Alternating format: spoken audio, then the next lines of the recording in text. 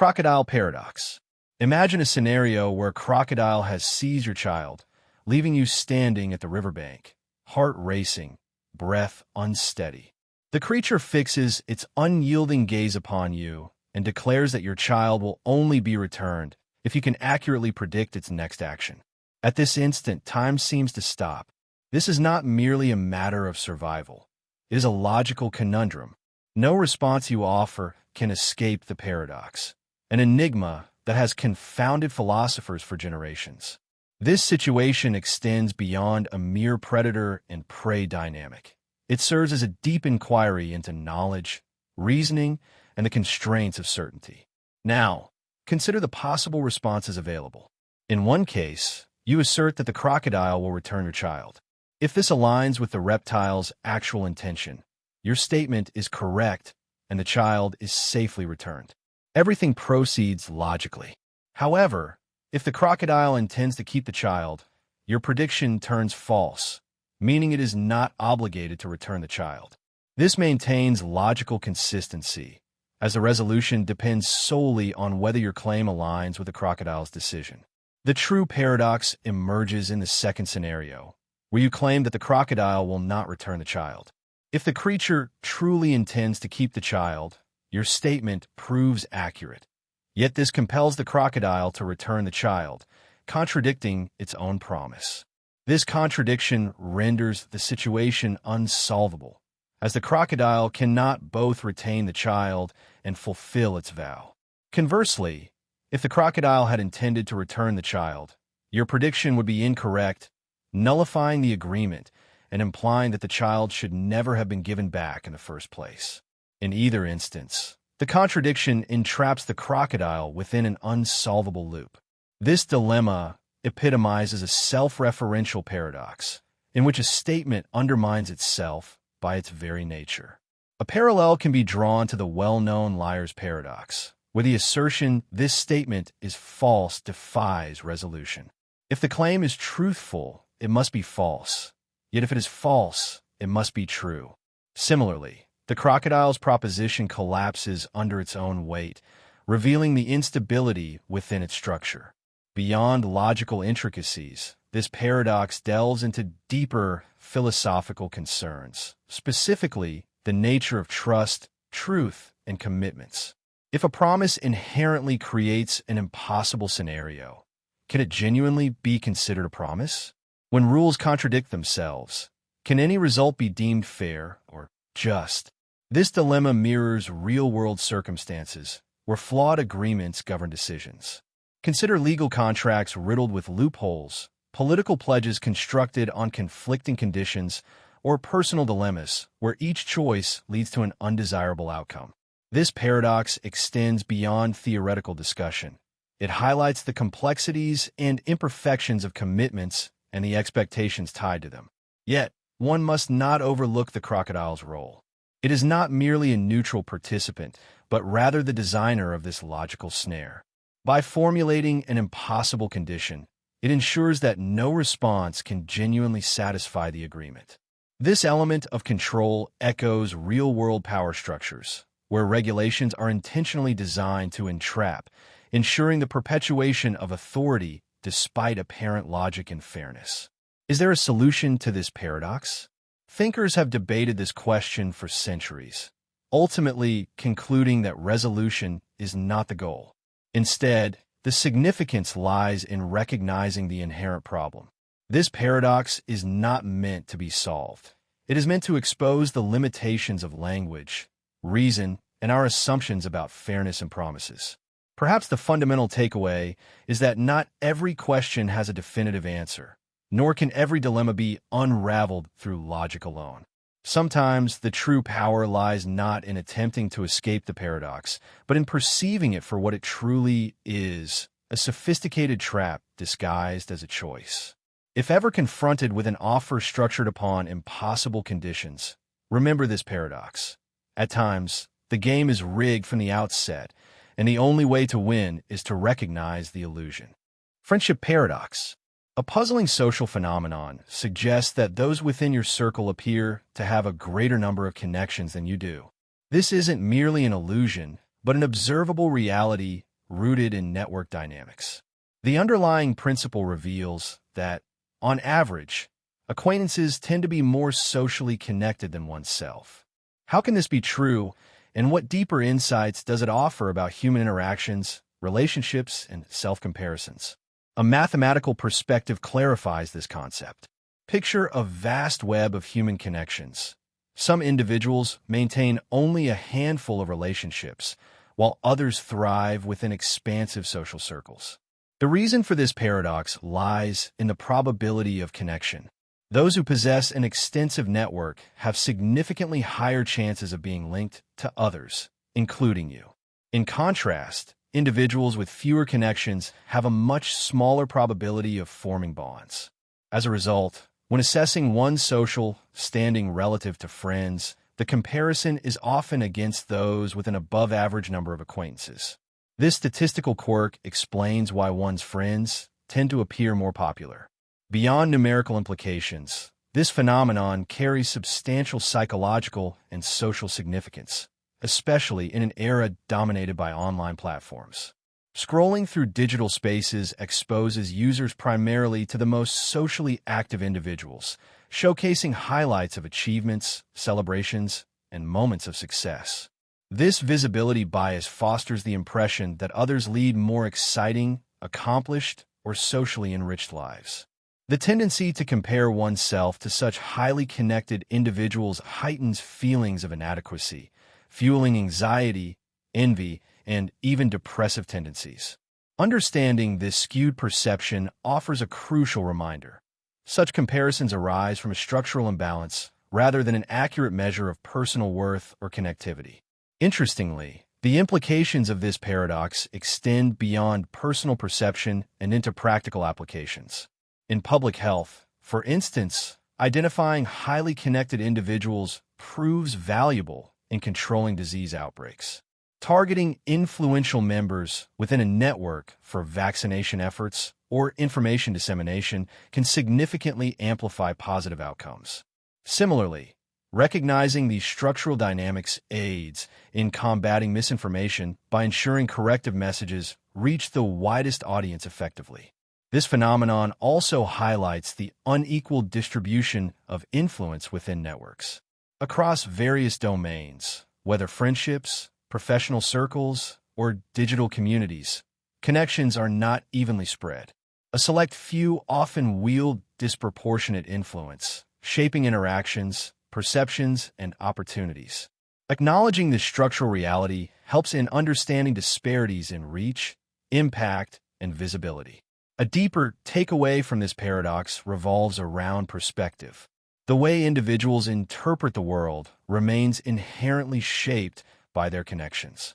Just as social standing appears inflated when viewed through the lens of friendships, perceptions of success, happiness, and fulfillment are similarly distorted.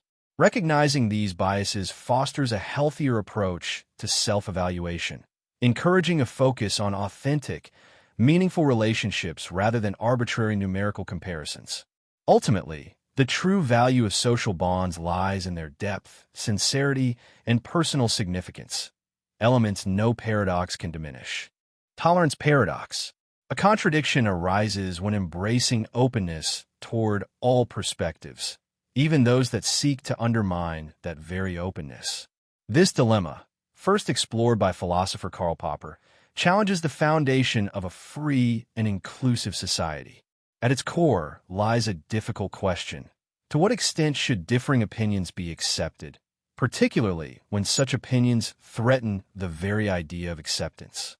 Imagine a community based on openness, where individuals freely express beliefs, live as they choose, and engage in open discussions. However, an ideology emerges that rejects these freedoms and actively seeks to restrict them. If this community permits such intolerance, it risks being overtaken by forces that oppose openness.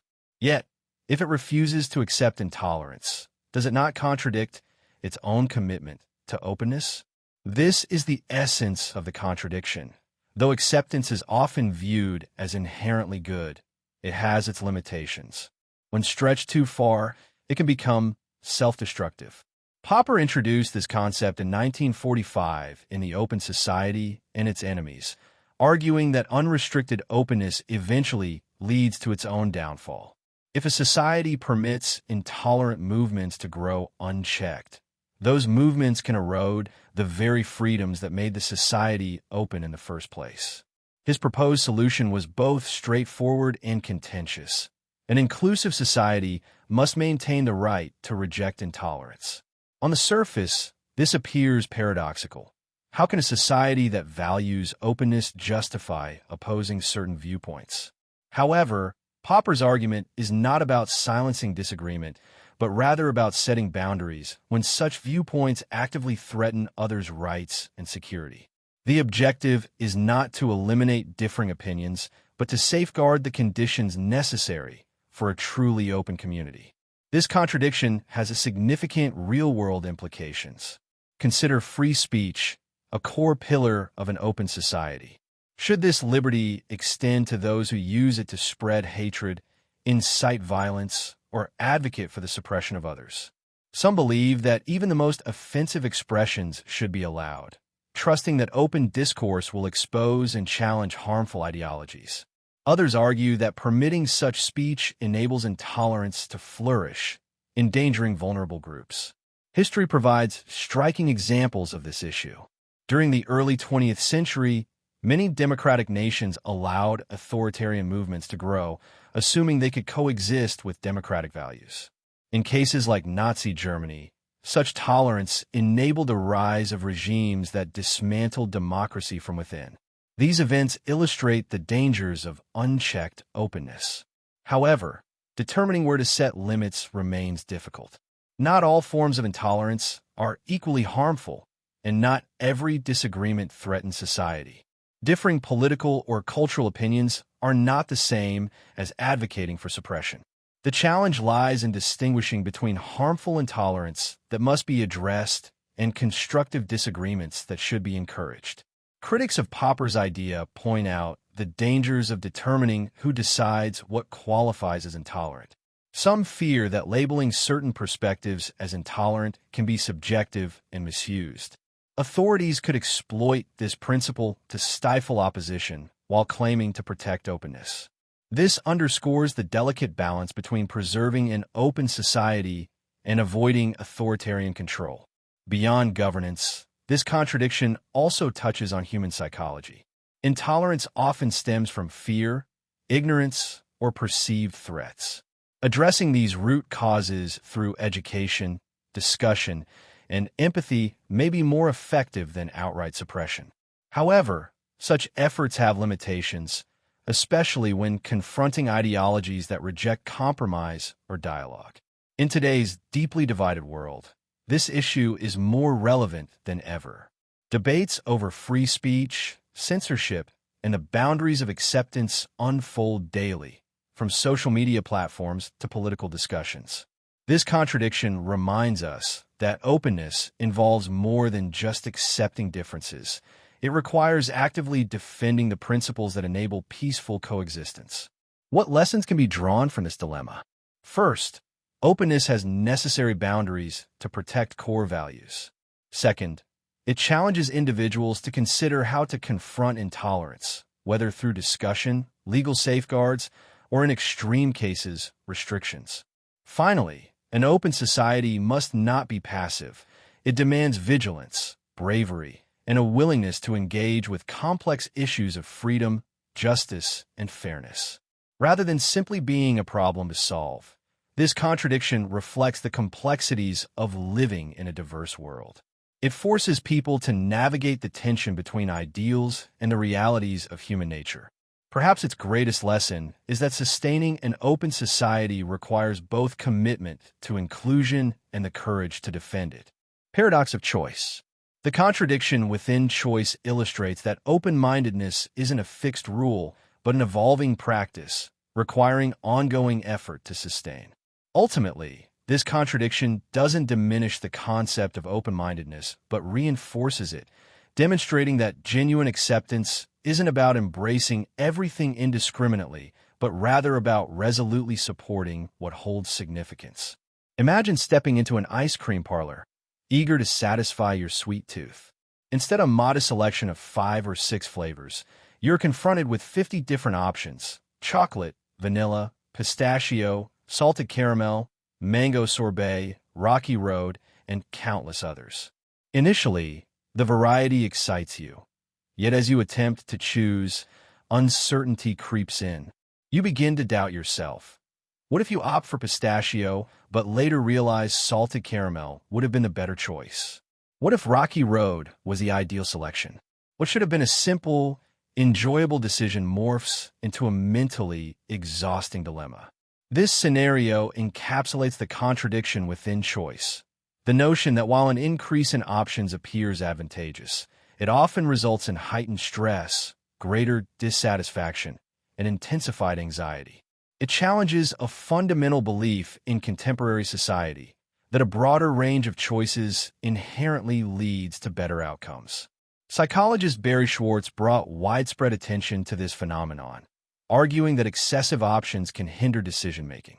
When inundated with an abundance of choices, individuals often struggle to decide at all. Consider how often you've spent an extended period scrolling through a streaming service, unable to settle on a movie, only to ultimately re-watch something familiar.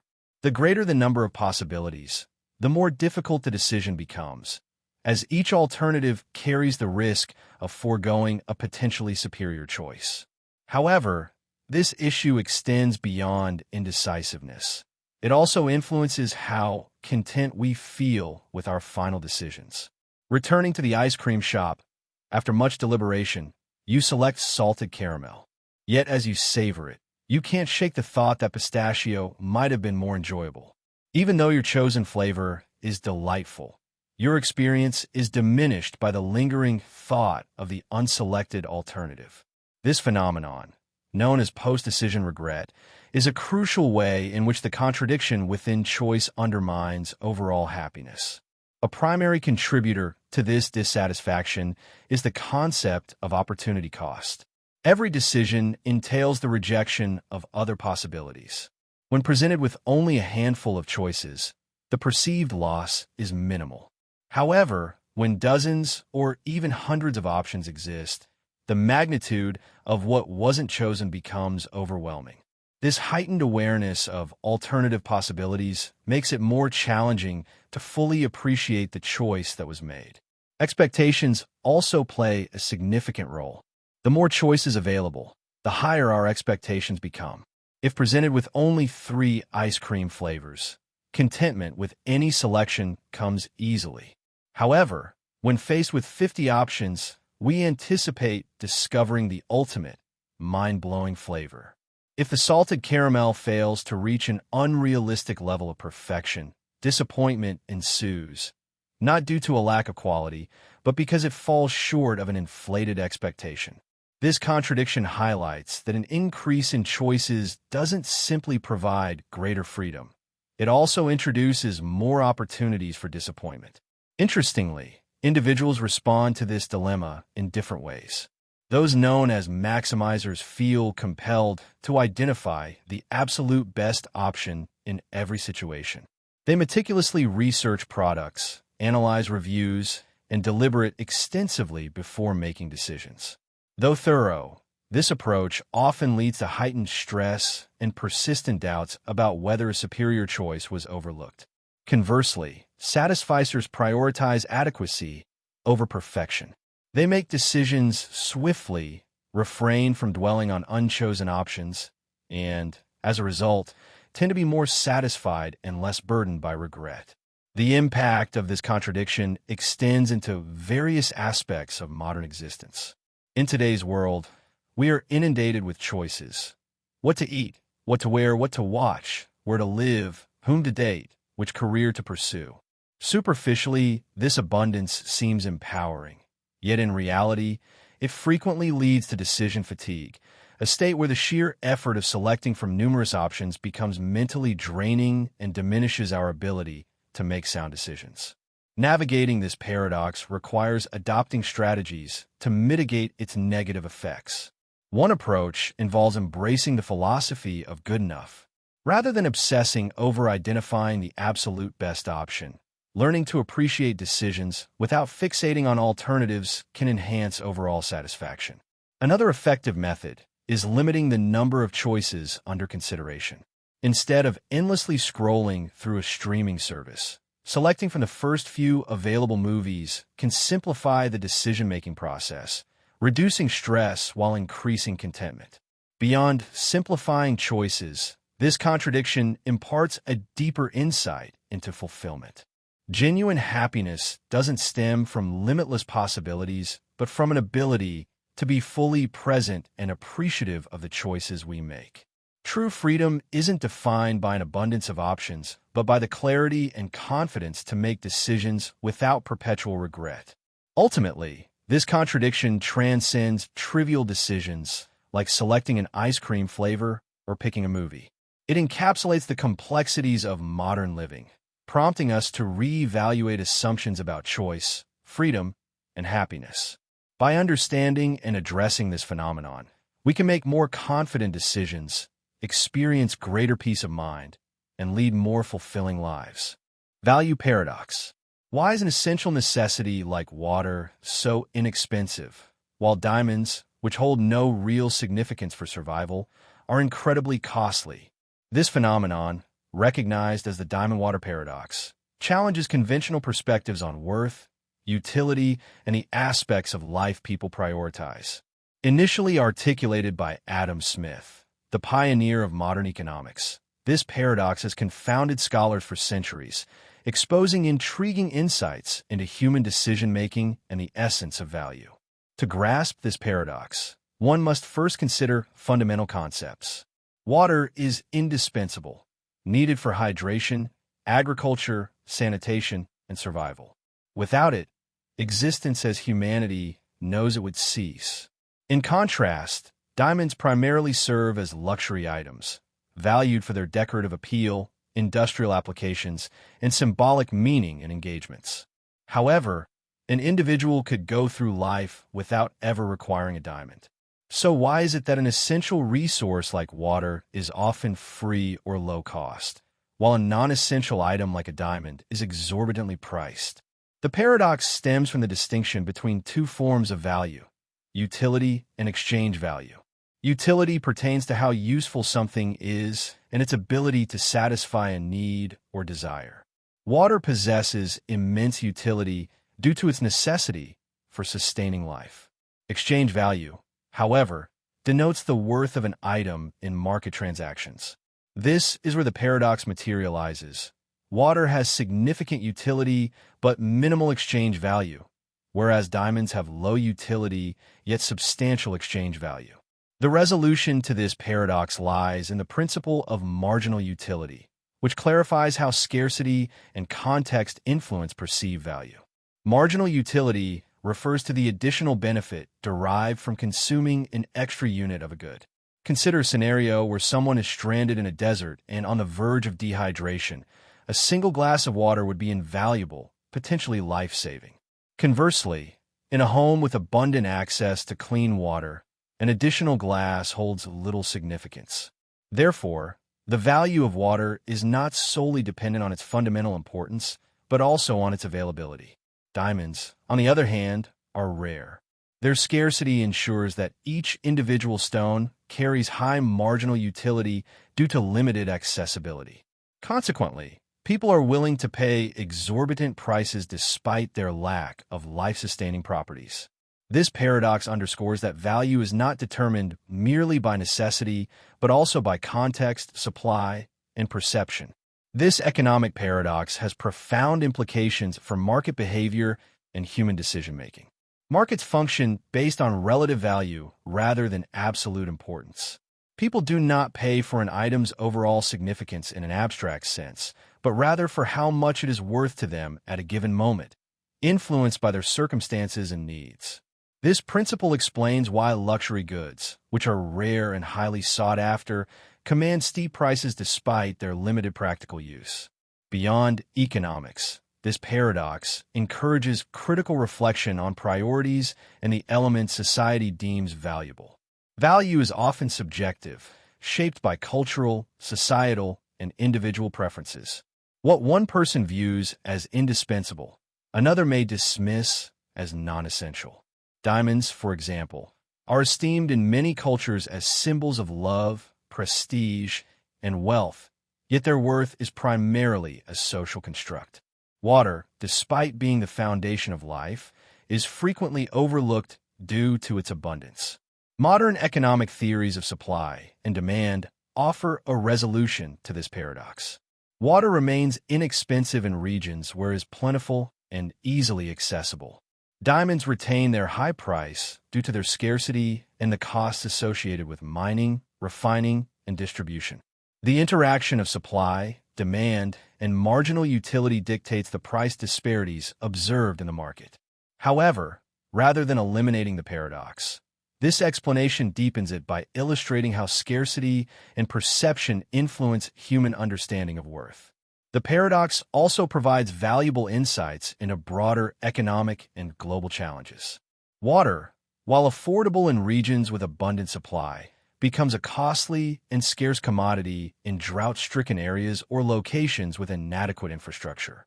This paradox serves as a reminder of the delicate balance of abundance and the necessity of responsible resource management. On a philosophical level, this paradox urges contemplation of what people truly value. Do individuals prioritize fundamental, yet often unnoticed essentials such as water, air, and community, or do they pursue rarity and extravagance, like diamonds and social status, at the cost of sustaining necessities? This question extends beyond economic principles, touching on personal and societal priorities. Ultimately, the diamond water paradox is more than an intriguing economic curiosity. It provides a perspective through which to examine the complexity of human choices, the workings of markets, and the core values that define societies. It demonstrates that value is never absolute, but instead shaped by context, perception, and dynamic circumstances.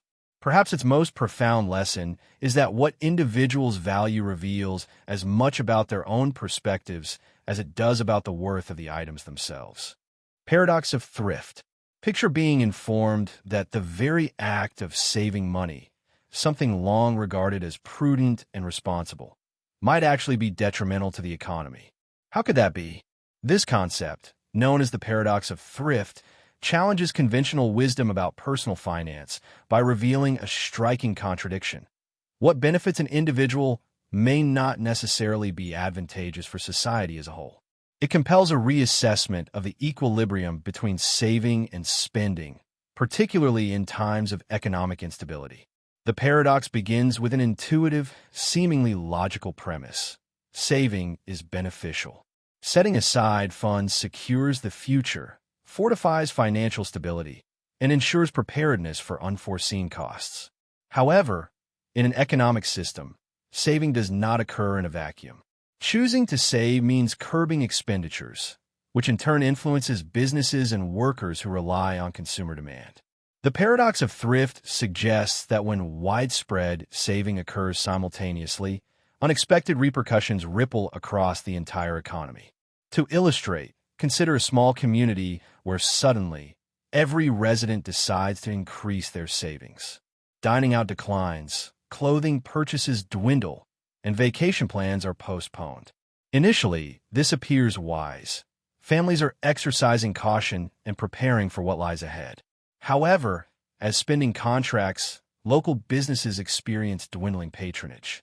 Restaurants, retail stores, and travel agencies begin to struggle, prompting them to scale back on hiring, lay off employees, or shut down entirely. With jobs vanishing and incomes shrinking, disposable income further diminishes, perpetuating the downward spiral. This cyclical effect is at the core of the paradox of thrift, a behavior that is logical and beneficial for an individual. Saving becomes harmful when universally adopted. This exemplifies what economists refer to as the fallacy of composition, where what holds true for an individual does not necessarily apply to the collective. While saving bolsters personal financial security, a society-wide reduction in spending undermines economic activity. This paradox was popularized by British economist John Maynard Keynes during the Great Depression. Keynes contended that during economic downturns, a collective inclination to save could exacerbate the crisis. When demand weakens, businesses scale back production, unemployment surges, and economic contraction accelerates. In such situations, Keynes proposed that what economies require is not additional saving, but increased expenditure. Consumer spending fuels demand, which, in turn, drives production, generates employment, and fosters economic growth. Nevertheless, the paradox of thrift does not imply that saving is inherently detrimental. In a thriving economy, saving serves a crucial function by facilitating long-term economic expansion. Savings transition into investments, financing enterprises, infrastructure projects, and technological advancements. The paradox specifically applies to periods of economic recession, where an abrupt surge in saving can deepen a downturn. It serves as a reminder that the consequences of saving hinge on the broader economic landscape. Additionally, the paradox raises vital questions regarding government intervention in economic management. If both individuals and businesses reduce expenditures during a recession, who can sustain demand? Keynes advocated for governmental involvement in such instances, emphasizing public spending on infrastructure, education, and healthcare as a means of injecting money into the economy, fostering employment, and stimulating demand. This perspective underpins Keynesian economics, which has influenced numerous governments' responses to financial crises. Opponents of the paradox of thrift argue that it oversimplifies economic intricacies.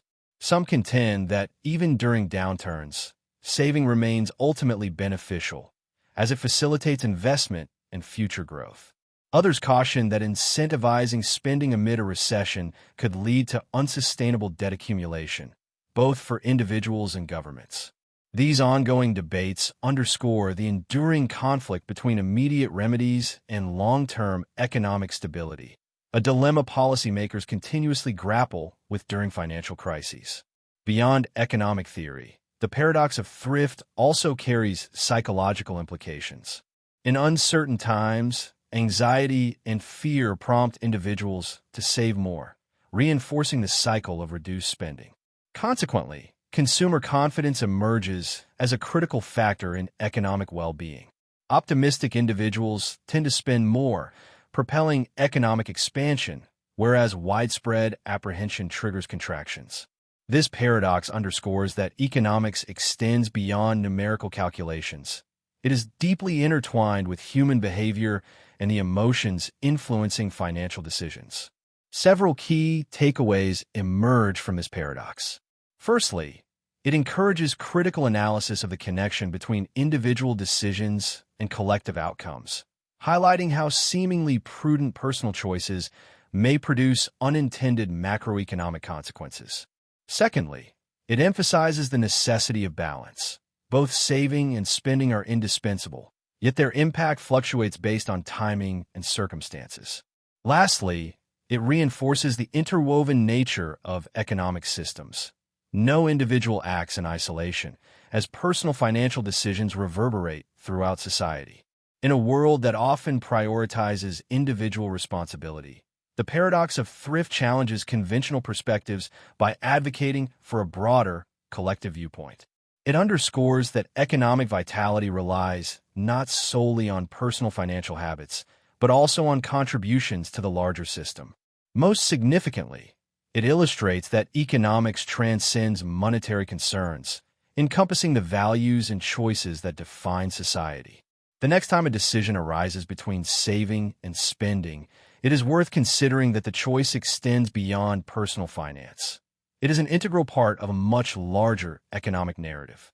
This paradox reshapes perspectives, urging individuals to recognize the broader implications of their financial behaviors and navigate the delicate equilibrium between individual security and collective stability. Stability and stability paradox. The more one strives for security, the greater the potential for danger, an idea that may seem contradictory at first. Yet, this is the essence of what is known as the stability and stability paradox. This principle, rooted in political science and international relations, highlights how efforts to uphold peace and order can unexpectedly heighten the chances of conflict. It's a thought-provoking and unsettling notion that challenges traditional views on security and the delicate interplay of power. This paradox emerged during the Cold War, a time defined by intense rivalry between two nuclear-armed superpowers, the United States and the Soviet Union. Both nations had stockpiles of nuclear weapons capable of wiping out not only each other, but also much of the world multiple times over. This precarious balance, known as mutually assured destruction, paradoxically led to a form of peace. The logic was simple. No rational leader would initiate a nuclear war when the outcome would mean total annihilation. However, the paradox lies in the fact that while the threat of large-scale nuclear war maintained stability at a global level, it inadvertently increased the chances of smaller, localized conflicts. Since full-scale war was not a viable option, the superpowers felt emboldened to engage in indirect confrontations through proxy wars. This reality played out in Vietnam, Korea, and Afghanistan, where the rival nations supported opposing factions without directly battling each other. In this way, nuclear deterrence created an ironic form of peace while simultaneously making regional conflicts more likely. At its heart, the stability-instability paradox revolves around incentives. When a fragile balance of power is maintained, whether through deterrence or the fear of escalation, it can foster a false sense of security. This perceived stability lowers the perceived risk of smaller confrontations, leading actors to believe they can engage in limited aggression without provoking catastrophic retaliation. As a result, attempts to sustain peace may inadvertently create openings for conflict. This paradox is not merely a relic of the Cold War. It continues to shape modern geopolitics. Consider the presence of nuclear-armed states today. While mutually assured destruction still acts as a deterrent against global war, the same dynamic unfolds in regional disputes. For example, tensions between nuclear-armed neighbors such as India and Pakistan have repeatedly led to border clashes and military skirmishes, even as the looming specter of nuclear escalation remains in the background. This reinforces the idea that stability at one level can foster instability at another. Beyond warfare, the paradox applies to various other domains. Take cybersecurity as an example. As nations and organizations develop increasingly sophisticated digital defenses, they unintentionally drive an arms race with hackers and cybercriminals. The stronger the security measures, the more advanced the methods of attack become, resulting in an ongoing cycle where stability at a broad level breeds instability at a tactical one. Similarly, in economics, regulatory efforts to stabilize financial markets can create conditions that lead to localized crises, as actors take risks based on an assumed safety net. The paradox raises challenging questions about the nature of security and power. How can stability be achieved without triggering unintended consequences?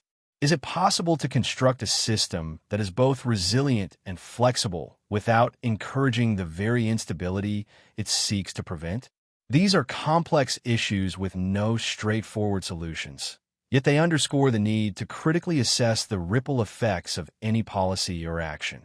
One of the key lessons of this paradox is the necessity of humility in decision-making.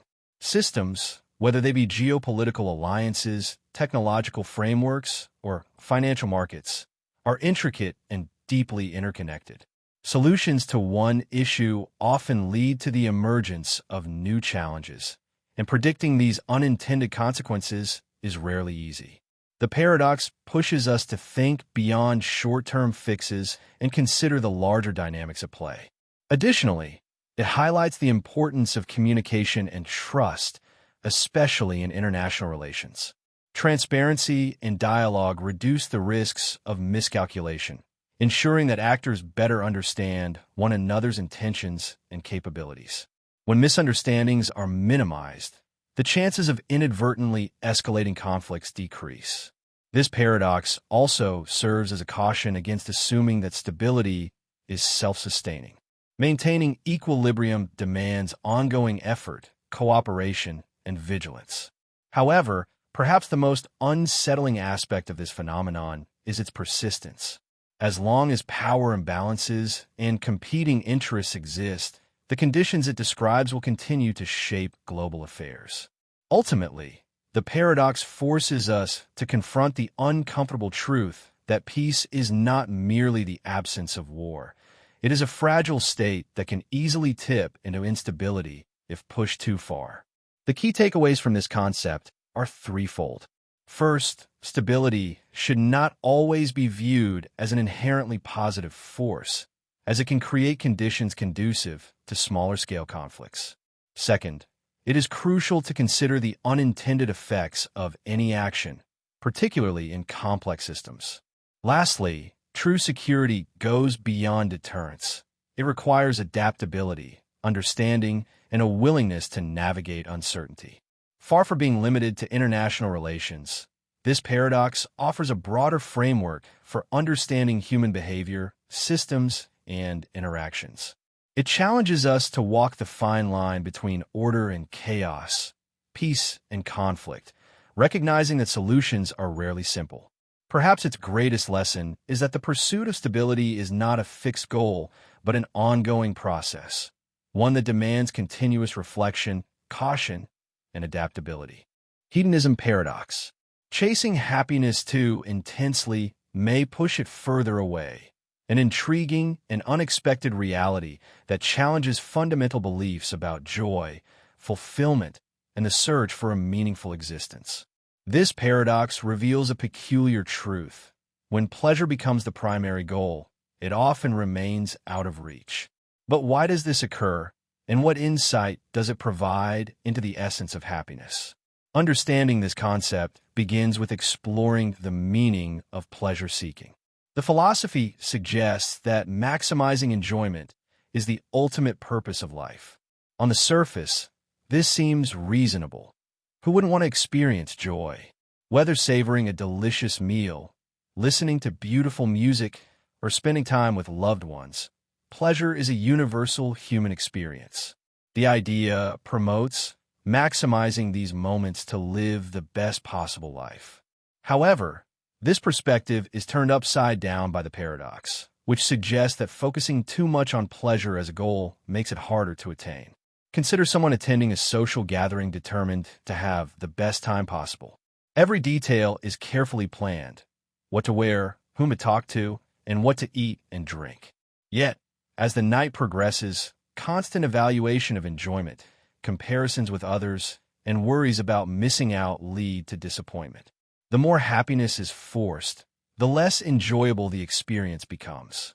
This is the paradox in action, not because pleasure itself is negative, but because obsessing over it can have the opposite effect. Happiness is often a byproduct of engaging in meaningful activities rather than something that can be directly obtained. Focusing excessively on happiness leads to heightened self-awareness, resulting in pressure and anxiety that make it difficult to relax and appreciate the moment. This phenomenon, known as the paradoxical effect, suggests that concentrating too much on an outcome, happiness, can cause a disconnect from the present, where true joy often exists. Thinkers and researchers have studied this paradox for centuries. A Holocaust survivor and psychiatrist famously wrote that happiness cannot be pursued. It must emerge as a result of living a meaningful life.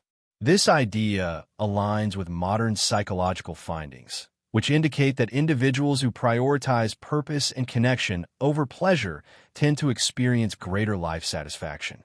However, this paradox does not imply that pleasure lacks importance. Instead, it emphasizes the necessity of balance.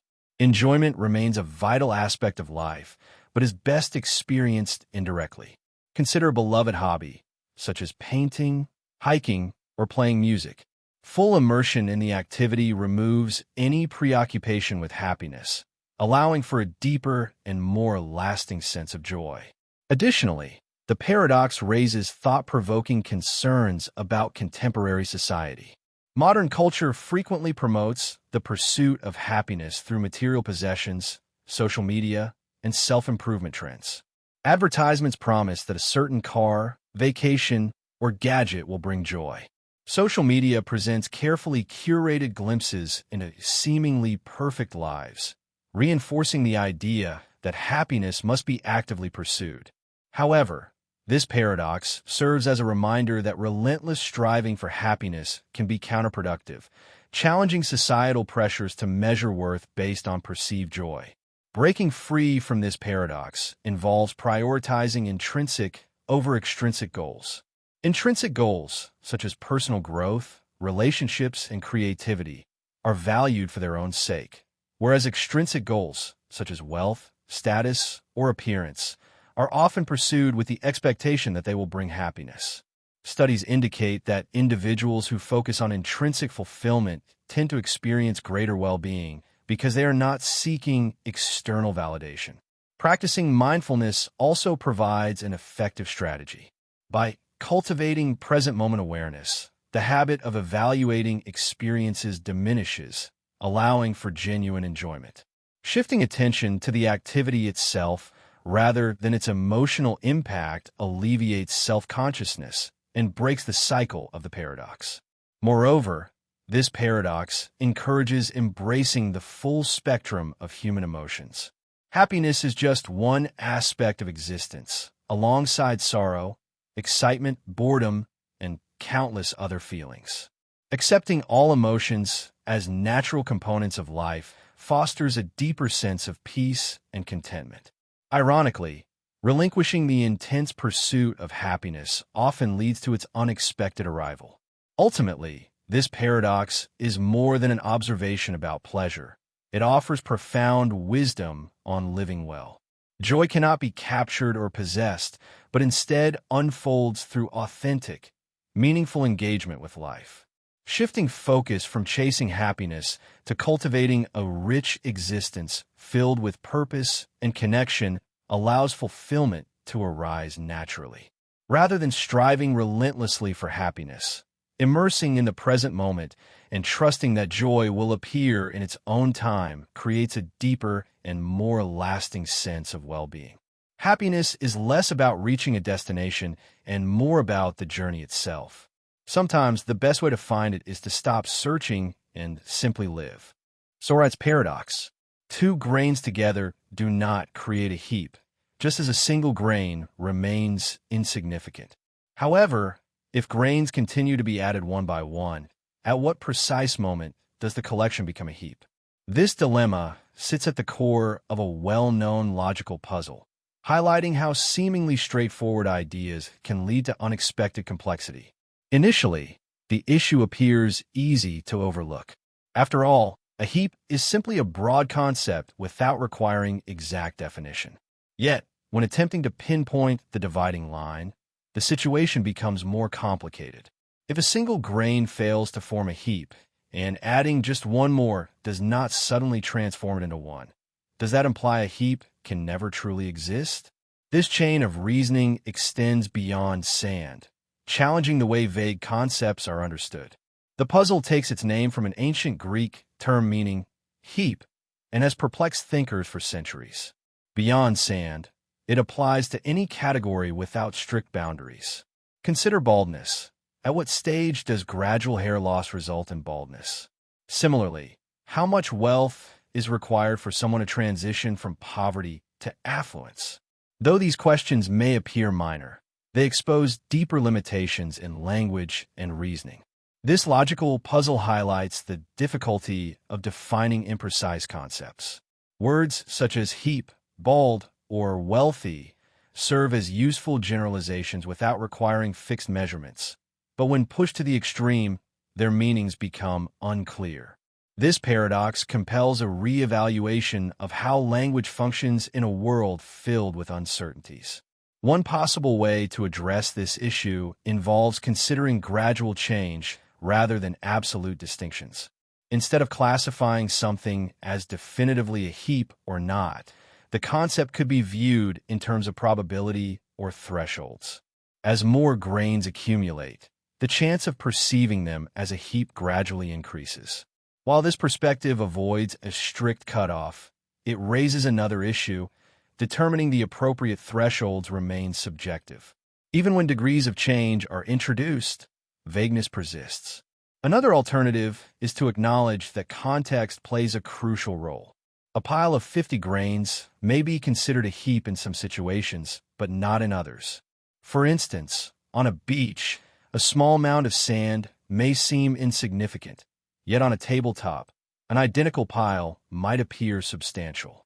This context-dependent approach acknowledges that definitions shift based on circumstances. Beyond theoretical discussions, this puzzle has significant real-world consequences.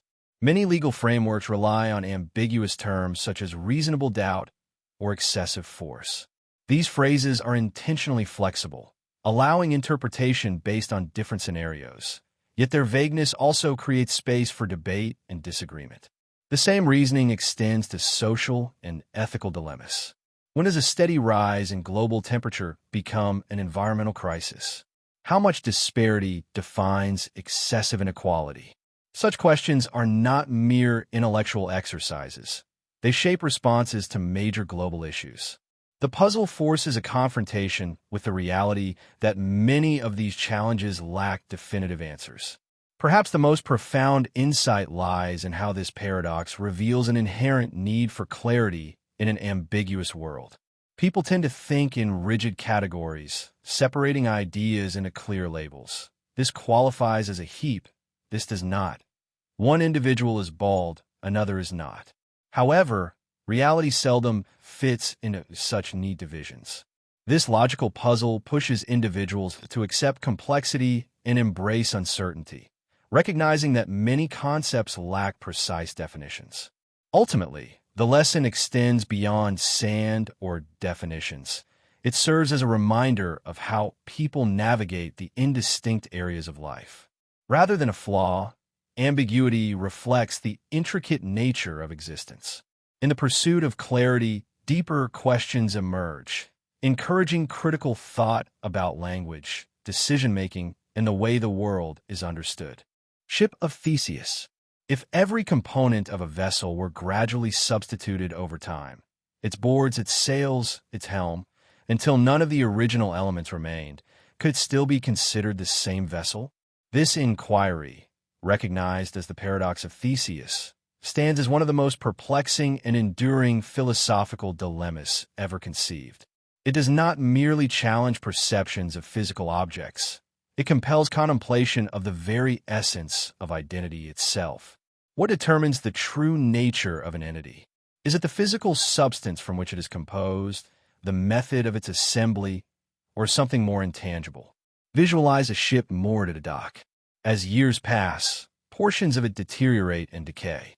Initially, the crew replaces a handful of planks, then a mast, later another plank. Eventually, each individual component of the ship has been swapped out. It continues to traverse the seas, transport its sailors, and appear unchanged. Yet is it truly the same vessel? If not, at what point did it cease to be the original? Was it after the first plank was exchanged, the 10th, or when none of its original pieces remained? To further complicate matters, consider a scenario in which someone collects all the discarded parts of the original vessel and reconstructs it elsewhere. Which of the two ships is now the authentic Theseus vessel? The one meticulously reassembled using its original materials? Or the one that has been consistently restored and maintained over time? Or could both, in some paradoxical manner, still be the same ship? This dilemma does not offer simple resolutions. Instead, it entangles the mind in profound questions regarding the nature of identity. The Theseus paradox extends far beyond maritime considerations. It serves as a metaphor for the perpetual transformation of all things. Take human beings, for instance. The cells composing the human body are constantly dying and regenerating. After several decades, the majority of an individual's original cells have been replaced. Does this mean they're no longer the same person? If not, what defines their continuity? Is it their experiences, their personality, or something more elusive? The paradox also forces reflection on material objects. If a person owns an old automobile and gradually replaces every component, does it remain the same vehicle? This thought experiment, attributed to the philosopher Plutarch, unveils the fluidity of identity, revealing that what appears fixed and unchanging is, in reality, subject to continuous evolution. Philosophers have debated this issue for centuries. Some argue that identity is rooted in the continuity of purpose. In the case of Theseus' ship, as long as it fulfills its function of sailing the seas, it remains the same entity regardless of material composition. Others assert that true identity lies in the original substance, meaning the reconstructed vessel containing the initial elements is the authentic ship of Theseus. A third perspective challenges the notion that identity is singular or fixed. This view proposes that Theseus' ship is not one entity or the other, it is both. Identity, from this standpoint, is not a matter of either-or, but rather an evolving construct shaped by context and perception.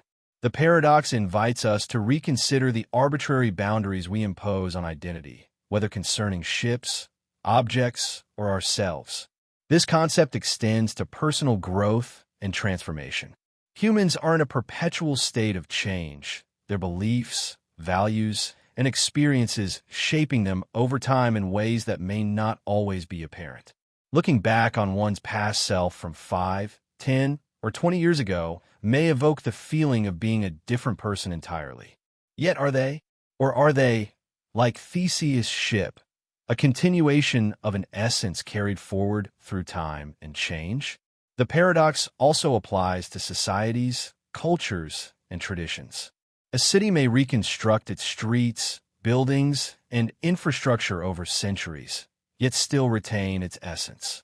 Languages evolve, shedding obsolete words and adopting new ones, yet they remain recognizable.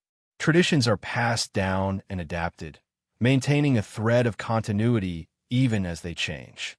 The ship of Theseus reveals that identity is not about clinging to the past, but about navigating transformation while preserving a connection to what came before. Can this paradox be definitively resolved? The answer is likely no. Like all great philosophical dilemmas, it does not provide a single truth, but instead prompts a deeper exploration of identity. It demonstrates that change does not erase what once existed, it builds upon it.